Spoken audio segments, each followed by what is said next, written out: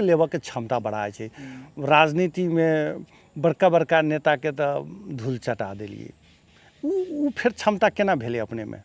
चूँकि अपने बुझ गए हेबे जे हमर अथी हम केकरो धूल नहीं चटेलिए जी हम सबके सम्मान करै छिए।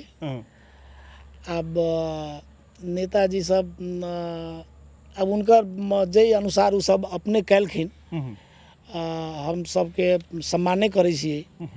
लेकिन जे नेता में अहंकार पैदा भ जाए, जे ई डेमोक्रेसी में तो टीम वर्क है ना, डेमोक्रेसी में सबके बात माने के है, सबके बात मान कर तब चलबे। नहीं तो राजा के शासन रहे, पंचायत के शासन रहे, निरंकुश शासन रहे, पारिवारिक शासन रहे, एकलौटी शासन रहे।